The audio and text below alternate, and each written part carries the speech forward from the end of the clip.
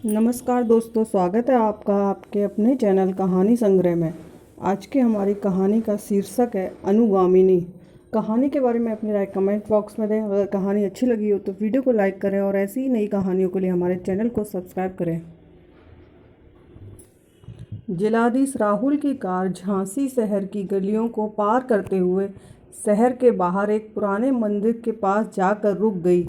जिलाधीश की माँ कार से उतरकर मंदिर की सीढ़ियाँ चढ़ने लगी। माँ तेरा सुहाग बना रहे, पहली सीढ़ी पर बैठे हुए भिखारी ने कहा। सरिता की आंखों में आंसू आ गए। उसने 1 रुपये का सिक्का उसके कटोरे में डाला और सोचने लगी, कहाँ होगा सदाशिव। सरिता को 15 साल पहले की अपनी ज़िंदगी का वो सबसे कलुषित दिन याद आ गया जब दोनों बच्चे राशि व राहुल 8वीं-9वीं में पढ़ते थे और वो खुद एक निजी स्कूल में पढ़ाती थी। पति सदाशिव एक फैक्ट्री में भंडार प्रभारी थे। सब कुछ ठीक ठाक चल रहा था। एक दिन वो स्कूल से घर आई तो बच्चे उदास बैठे थे। क्या हुआ बेटा? माँ, पिताजी अभी तक नहीं आए। सरिता ने बच्चों का ढांढस बंधाया कि पिताजी किसी जरूरी काम की वजह से रुक गए होंगे। जब 1-1.5 घंटा गुजर गया और सदाशिव नहीं आए तो उसने राशि को घनश्याम अंकल के घर पता करने भेजा। घनश्याम सदाशिव की फैक्ट्री में ही काम करते थे। कुछ समय बाद राशि वापस तो उसका चेहरा उतरा हुआ था। उसने आते ही कहा कि माँ, पिताजी को आज चोरी के अपराध में फैक्ट्री से निकाल दिया गया। ये सच नहीं हो सकता, तुम्हारे पिता को फंसाया गया है। घनश्याम चाचा भी यही कह रहे थे। परंतु पिताजी घर क्यों नहीं आए? राशि ने कहा। रात भर पूरा परिवार जागता रहा। दूसरे दिन बच्चों को स्कूल भेजने के बाद सरिता सदाशिव की फैक्ट्री पहुंची तो उसे हर जगह अपमान का घूंट ही पीना पड़ा। वहां जाकर सिर्फ इतना पता चल सका कि भंडार से काफ़ी सामान गायब पाया गया है। भंडार प्रभारी होने के नाते सदाशिव को दोषी करार दिया गया और उसे नौकरी से बर्खास्त कर दिया गया। सरिता घर आकर सदाशिव का इंतज़ार करने लगी। दिन भर इंतज़ार के बाद उसने शाम को पुलिस में रिपोर्ट लिखवा दी। अगले दिन पुलिस तफ्तीश के लिए घर आई तो पूरे मोहल्ले में खबर फैल गई कि सदाशिव फैक्ट्री से चोरी कर भाग गया है और पुलिस उसे ढूंढ रही है। इस खबर के बाद तो पूरा परिवार आते आते जाते लोगों के हास्य का पात्र बनकर रह गया था। सरिता ने सारे रिश्तेदारों को पत्र भेजा कि सदाशिव के बारे में कोई जानकारी हो तो तुरंत सूचित करें। अखबार में फोटो के साथ विज्ञापन भी निकलवा दिया। इस मुसीबत ने राहुल और राशि को समय से पहले ही वयस्क बना दिया था। वह अब आपस में बिल्कुल नहीं लड़ते हैं। दोनों ने स्कूल के प्राचार्य से अपनी परिस्थितियों के बारे में बात की तो उन्होंने उनकी फीस माफ़ कर दी। राशि ने शाम को बच्चों को ट्यूशन पढ़ाना शुरू कर दिया। राहुल ने स्कूल जाने से पहले अखबार बांटने शुरू कर दिए। सरिता की तनख्वाह और बच्चों की इस छोटी सी कमाई से घर का खर्च किसी तरह से चलने लगा। इंसान के मन में जब किसी वस्तु या व्यक्ति विशेष को पाने की आकांक्षा बहुत बढ़ जाती है तब उसका मन कमज़ोर हो जाता है और इसी कमज़ोरी का लाभ दूसरे लोग उठा लेते हैं। सरिता इसी कमज़ोरी में तांत्रिकों के चक्कर में पड़ गई थी। उनकी बताई हुई पूजा के लिए कुछ गहने बेच डाले। अंत में एक दिन राशि ने माँ को समझाया, तब जाके सरिता ने तांत्रिकों से मिलना बंद किया। कुछ माह के बाद ही सरिता अचानक बीमार पड़ गई। अस्पताल जाने पर पता चला कि उसे टाइफाइड हुआ है।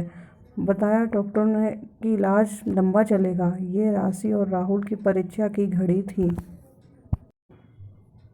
ट्यूशन पढ़ाने के साथ साथ राशि लिफाफा बनाने का काम भी करने लगी।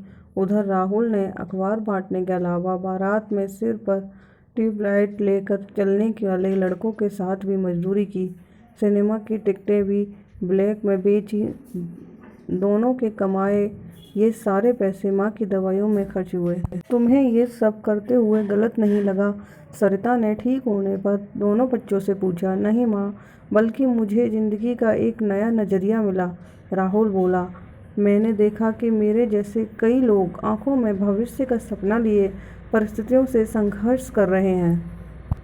दोनों बच्चों को वार्षिक परीक्षा में स्कूल में प्रथम आने पर अगले साल से ही छात्रवृत्ति मिलने लगी थी। घर थोड़ा सुचारू रूप से चलने लगा।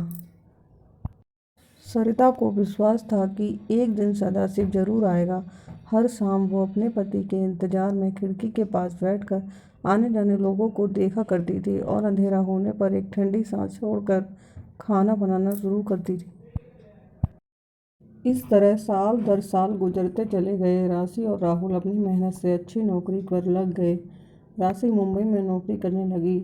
उसकी शादी को 3 साल गुजर गए। राहुल भारतीय प्रशासनिक सेवा की परीक्षा में उत्तीर्ण होकर झांसी में जिलाधीश बन गया। 1 साल पहले उसने भी अपने दफ्तर की एक अधिकारी सीमा से शादी कर ली।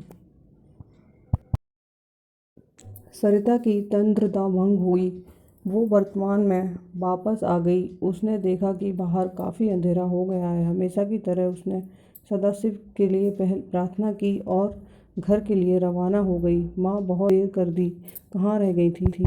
सरिता ने राहुल और सीमा को देखा और उनका आशय समझकर चुपचाप खाना खाने लगी।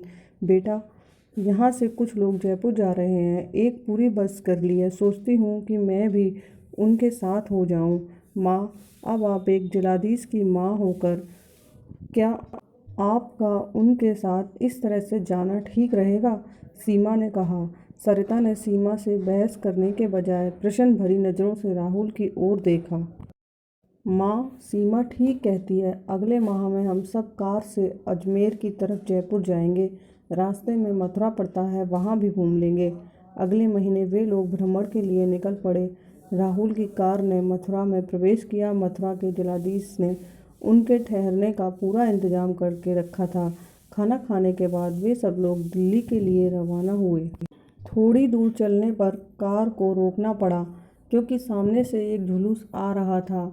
इस देश में लोगों के पास बहुत समय है। किसी भी छोटी सी बात पर आंदोलन शुरू हो जाता है या फिर जुलूस निकल जाता है, सीमा ने कहा।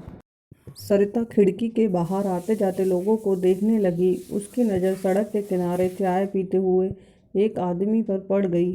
उसे लगा जैसे कि उसकी सांस रुक गई हो। दोस्तों, कहानी का बाकी का भाग अनुगामिनी पार्ट 2 वीडियो में सुने।